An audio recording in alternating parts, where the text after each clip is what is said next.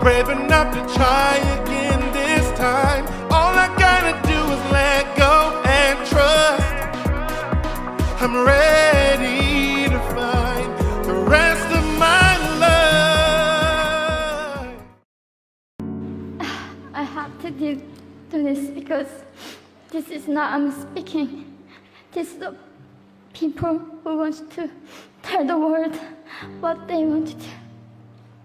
North Korea is an unimaginable country. There is only one channel on TV. There is no internet. We aren't free to sing, say, wear, or think what we want. North Korea is the only country in the world that executes people for making unauthorized international phone calls. North Koreans are being terrorized today. When I was growing up in North Korea, I never saw anything about love stories between men and women. No books, no songs, no press, no movies about love stories. There's no Romeo and Juliet. Every story was propaganda to brainwashes about the Kim dictators. I was born in 1993, and I was abducted at birth, even before I knew the words freedom or human rights. North Koreans are desperately seeking and dying for freedom at this moment. When I was 9 years old, I saw my friend's mother publicly executed. Her crime? Watching a Hollywood movie. Expressing doubt about the greatness of the regime can get 3 generations of a family imprisoned or executed. When I was 4 years old, I was warned by my mother not to even whisper. The birds and mice couldn't hear me. I admitted I thought the North Korean dictator could read my mind.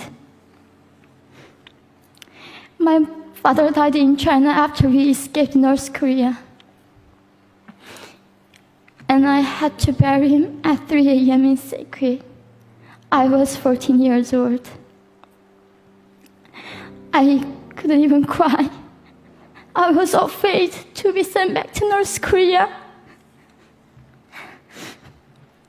The day I escaped North Korea, I saw my mother raped. The rapist was a Chinese broker. He targeted me. I was 13 years old. There is a saying in North Korea, women are weak, but mothers are strong. My mother allowed herself to be raped in order to protect me. North Korean refugees, about 300,000, are vulnerable in China. 70% of North Korean and teenage girls are being victimized, sometimes sold for as little as $200. We walked across the Gobi Desert, following a compass. When they stopped working, we followed the stars to freedom. I felt only the stars were with us. Mongolia was our freedom moment. Death or dignity. Armed with knives, we were prepared to kill ourselves if we were going to be sent back to North Korea. We wanted to live as humans.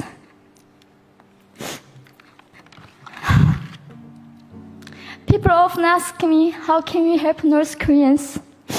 There are many ways. When I was crossing the Gobi Desert, scared of dying, I thought nobody in this world cared. It seemed that only the stars were with me. But you have listened to my story.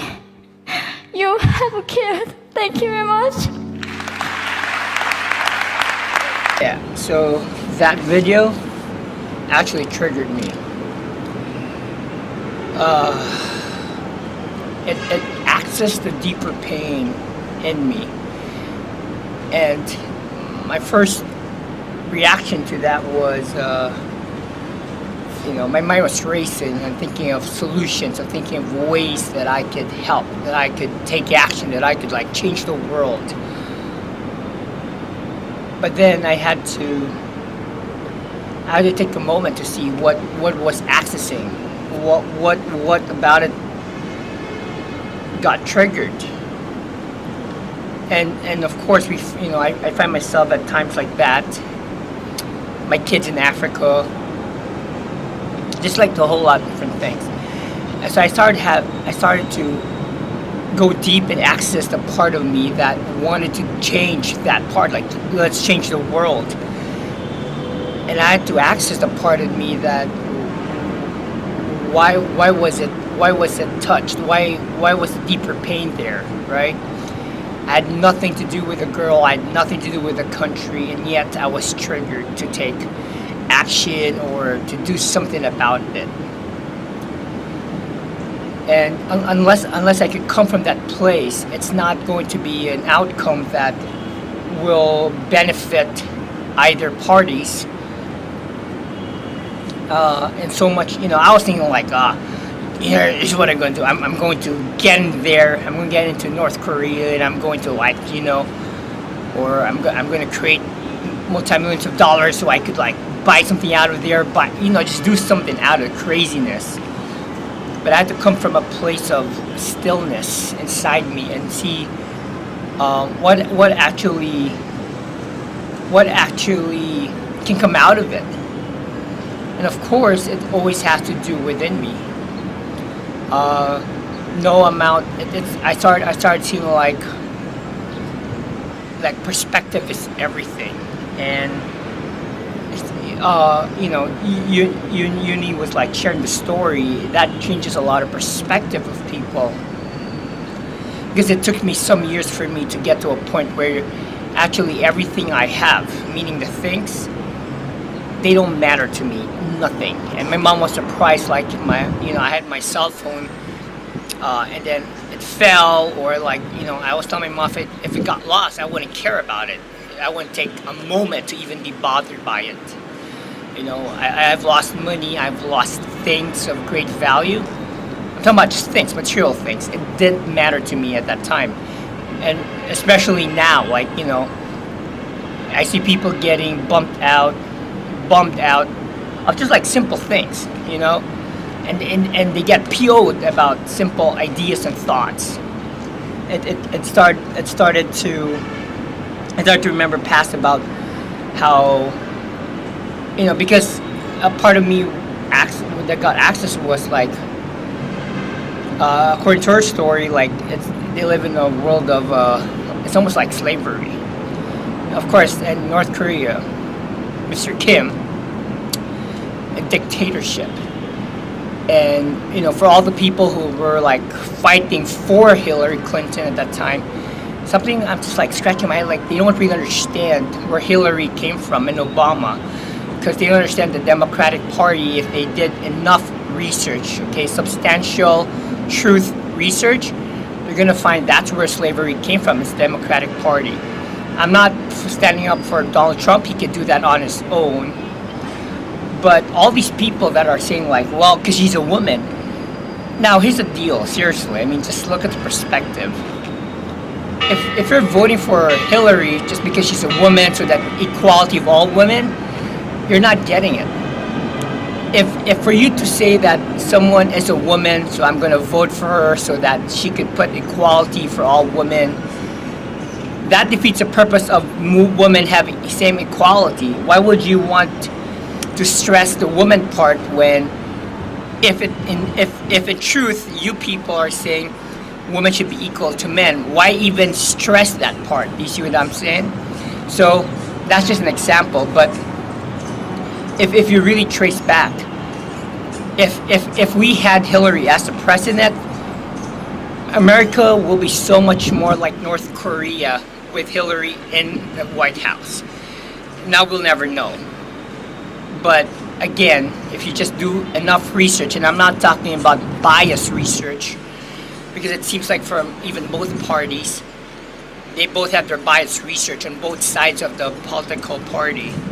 And I'm just saying, hey, I mean, I'm saying this to myself, like, hey, the perspective, because perspective is everything. A little shift here is what changes everything in your life. Just your perspective. And we need to access a part of us where, because no matter what I do, I feel like, is the work that I'm really doing, I mean, in the grand scheme of things, is it that important? Because here's a girl who escaped for freedom, and hats off. I could never do that kind of work. And then at the same time, maybe it is that important to a lot of people that I've helped to gain their freedom from within and then bring it out, right? So that affected me. That affected me the same way that Africa affected me. And so I was like telling my friend, like, hey, I'm going to do SANC. What's SANC? Well, SANC is South Africa, North Korea. That's gonna be my global thing, SANC, right? But see, what I can do now is access the part of me here that affected me and bring that out. Share, what I call the shared humanity. That, using that as a platform to now share humanity with other people who are going through the same things or likened to the same thing, because that's coming from a place of love now. It's not coming from a place of fear or anger or, I'm going to change this world. And, I even started seeing like, the anger towards Mr. Kim, because I've seen throughout the years of his lifestyle and what he does there in the country. And, and that's not a good place to come from, where I'm angry at him. And I realized it's not about him. Everybody right now, everybody on planet Earth is possessed by either the spirit of God or the spirit of the devil. There's no either way. No one is having their own thoughts, because you are under a lordship of either one, right? And you have to remember that we are not wrestling against flesh and blood, but against principalities and powers and the spiritual force. So all I can do is hold space and be the space for other people when they're going through that stuff, and not even take sides to a point where we make someone else wrong because we're right, or we're wrong because someone's right. Why can't we be in a place where they're right, I'm right, and let's talk about this over a cup of lemonade coffee. So yeah. And the other part the other part, this is totally unrelated, maybe it's related, is I'm right now, the stage that I'm going through in my own personal life. Like right now, I can't see this, the incubation part. I'm right now just, there's the plowing stage of life, there's the planting, and there's the, watering, there's the harvest, right? Or like the 4 seasons of life. But right now I feel like I'm in incubation stage, or like the plowing, like, before you plant the seeds for stuff, you have to get your ground right. So I'm in a plowing stage where even the last few weeks, God has just been taking out stuff, just preparing the soil. And even the one thing I'm building, I've asked myself, can I just let that go? And I breathe it. I breathe it out, and it's like, yeah, I could. Because I'm always wondering, like, what is emerging out of me now, what glorious thing is coming out of me. Because again, the last 2-3 weeks has been great changes within me, and I'm just looking forward to, like, me participating and accepting. And there's this cool guy who's like, okay, so it's like what's emerging out of me right now, because that's going to be a good place to be. So yeah, day 17. The sun's about to shine, and I gaze at the sun every day. You should try it because you're gonna feel different after you sun gaze. And no, don't believe the doctors that, all these doctors, medical doctors, allopathic doctors that say don't look at the sun because, well, yeah, it's true. There are certain times of the day that you can look at the sun, but most, of course, you can't UV rays. And they're the same doctors that tell you you got to inject your kids, And I've been for years now, I've been against that because it's. I was talking to a guy in the elevator because I didn't know, but he was autistic kid, and see, autistic kids, ADHD, all kinds of diseases are born out of vaccination. And I find especially a lot of moms are so scared chicken that they succumb to the forces that be the medical allopathic doctors. And that's the reason a lot of these kids have all these diseases right now at the age of 1, 2, 3, 4. Hepatitis B is not a natural born disease. That came from vaccination. And yet we still plunge that sucker into our arms. Guys, please do more research about vaccination. It's not proper, it's not right, it's not God-given, it's not true medicine, okay? We can do without that. I don't give my cats any vaccination at all. They're fine. A lot of the doctors, the vets that I bring them to, yeah, they call me knack, but they always say and remark that my cats are peaceful, they're quiet.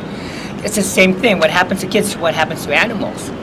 You think the animals in the jungle needs vaccination? No, they don't. Allopathic medicine is good for traumatic stuff. So of course, if you find me in a traumatic situation, by all means, and God help me, bring in all the allopathic doctors to revive me, to get me up and going. But aside from that, no. They can watch me from the class door, So, I mean, let's awaken. Let's awaken to the real world and stop. Allopathic doctors, even though they're a small part of the whole medicine realm, they make it seem like they are the number one, the biggest thing. They are not.